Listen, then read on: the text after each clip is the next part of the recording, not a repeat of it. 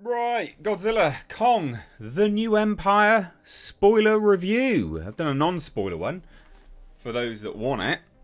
I'll leave it linked somewhere. Let's talk spoilers. Let's talk the good, the bad. Overall, look, this film definitely, I said in my spoiler-free review, and I'm going to try and not sort of cover the same things, basically, obviously. You're here for the spoilers, so few things to say first and foremost as a review, though. Definitely more child-focused. Definitely, if you enjoyed Godzilla vs. Kong, you will like this. It is very much the same. It's very Adam Wingard. It's very much a Kong film. Godzilla's kind of sidelined a little bit. I mean, he is. He's not the character in this. He's not the main focus. It's okay pacing. Should probably take your kids to see it. They'll love it. This is the new focus. This is a very Showa era film. There's a lot of the same stuff that I said. Anyway, let's talk spoilers. Right. Legendary. Stop spoiling everything in your trailers. Alright? Okay? Because the thing is, people watch trailers not wanting to be spoiled. It's different if I make a video spoiling the movie, because it's labelled spoilers. You guys label a trailer, people watch it, and unwittingly spoil themselves.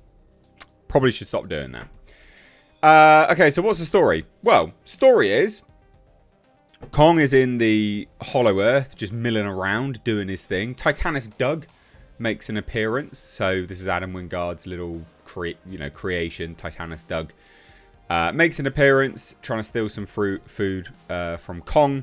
But Kong is basically floating around the Hollow Earth, trying to find other great apes. Spoiler alert: he does. It's in the trailer anyway. But basically, he's down there in the Hollow Earth. He's setting traps for some titans, and that's quite cool. It was quite cool to see. And he hurts his tooth, so he comes up to the surface. Meanwhile, as he's making his way to the surface, Jaya and also Monarch hear a signal. It's actually a psychopathic. That's not right. It's a mental signal, telekinesis, whatever, from a bunch of the Iwi that are still in the Hollow Earth. They're still in the Hollow Earth somehow, and they're sending out a telepathic signal, which can be picked up by machines somehow. It's like gravitational pull stuff. I don't really know. It doesn't really explain it that much. But anyway, she picks up on that. She's having trouble settling in on the top side with Rebecca Hall's character. And Kong comes to the surface world because he's hurt his tooth. Enter Dan Stevens, Titan vet extraordinaire, puts a new tooth in Kong. And they're like, oh no, Godzilla, if he gets wind of Kong, big evil Godzilla, that's it. We can't have that. So they quickly rush Kong back down to the Hollow Earth. But there's a few scenes of Godzilla in this which are kind of, I think they were just, you can tell Adam Wingard doesn't really like Kong, doesn't really like Godzilla, sorry, because they sort of, it's almost fan servicey. They're like, here, you like Godzilla? Here's him beating Titanosilla and literally killing him. And he uses atomic breath far too much. It just uses it on everything.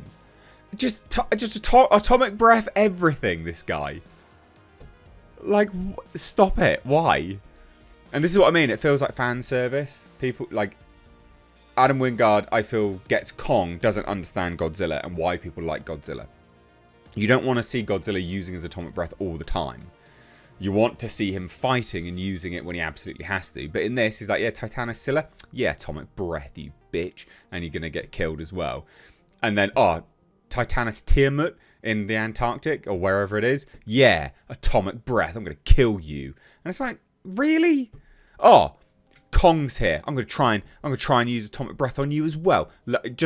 I've lost count how many times he uses atomic breath. And because of that, it loses its potency and it feels very fan servicey. But anyway, like I said, there's some scenes where Godzilla is definitely fan service in this, and like Adam Wingard's like, here you go, here's your dirty Godzilla. It's what it feels like, genuinely. Anyway, they all go to the Hollow Earth because they're like, we've seen a signal and it's probably from down there and we need to go figure that out. So they go down there. all of them. Jaya, Rebecca Hall's character, Dan Stevens' character, Trapper, Brian Tyree Henry, he goes down as well. And then they're like, oh, actually, there's an ape that's on a rampage. And then they're like, oh, where are we going? What's this? Oh, it's Secret Iwi World in the Hollow Earth. And so whilst they're doing that, Kong finds Mini Kong and gets led down to Scar King's lair, which is like the subterranean element of the Hollow Earth. And so when that's all going on, Rebecca Hall's character, basically a whole bunch of exposition, reads some Iwi tribe sort of like engravings that tells of a great story, a great prophecy, the great prophecy, ladies and gents, which is there once was a the great apes, you know, looked after humanity, which definitely feels like a retcon, because it was like Godzilla was the protector, but Godzilla basically watches over the Titans, and then the apes watch over humans, apparently. I don't bloody know. I don't really care. This film was fine. Like, I enjoyed it, because it just loses all of its risk factors, all of its weight, literally, in some elements of this film.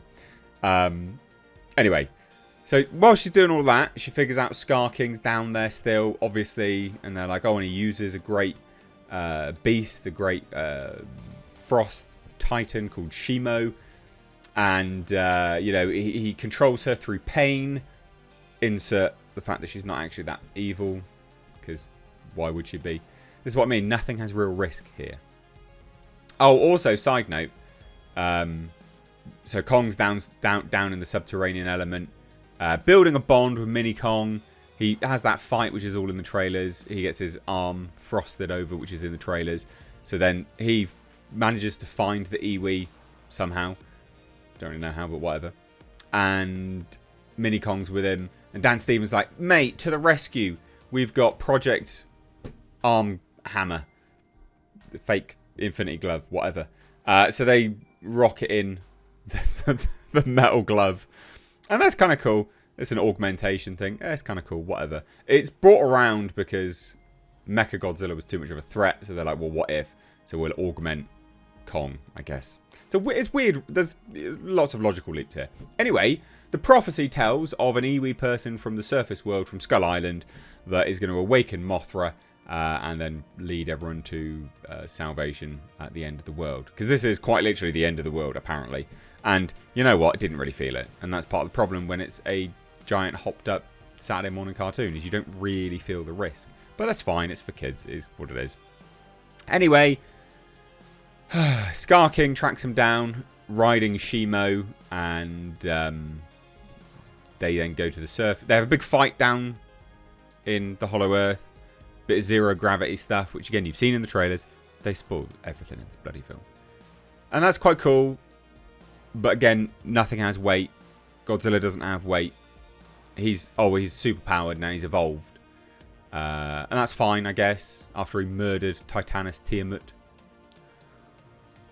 Why? Why did they do all of this? Some of the stuff that they do is really dumb. And again, it feels like Adam Wingard's big to Godzilla fans. Like, he doesn't like Godzilla. He doesn't like what came before his movies. So he's trying to undo a lot. Titanus Scylla's dead. Titanus Tiamat's dead. All these things are just really weird to do. But anyway, so he absorbs Titanus Tiamat's energy and becomes like 20 times energy capacity or something like that. So when he's fighting Shimu, he's got full-blown, I'm like, yeah, I'm on, it's like he's on anabolics or something like that. Anyway, they then make it to the surface, and then it's the final act. And Shimu's not really evil, because Mini Kong to the rescue. Kong's axe shatters a little shard of something, which is controlling Shimo. I don't really understand what that is. It looks like a crystal of Shimo, but I don't know. And that breaks the control over Shimo, and then Shimo ice blasts Scar King, and then Kong shatters Scar King, so he's dead. And then they all live happily ever after. And then there's a post-credit scene of Mothra's roar. Mothra helps out a little bit here and there. She's quite cool to see. Still doesn't have the sort of divine prowess that she had in King of the Monsters. Again, this is the thing. This is much more cartoonish. King of the Monsters had more gravity, more weight. It felt real. As real as it possibly could, of course, with suspension of disbelief. But it felt better, right? This is like, oh, here's Mothra. Oh, and here's this. Oh, and here's this. It's like just everything's there. But it's good fun. It was harmless fun. It's definitely Showa era. And the end scene is Kong riding Shimo into the subterranean and freeing all of his ape brethren. And presumably he's going to live happily ever after with Mini Kong in the Hollow Earth. And then they're all going to be good. And that was kind of it, really. It was over as quickly as it started. Definitely focused on the monsters a lot. Not as good world building. No Millie Bobby Brown, which is good. And as much as I feel like, you know, I probably sound like I've complained a little bit here and there. You know what? It was fun. Like, it's harmless. It's for kids. Go take your kids. They'll love it.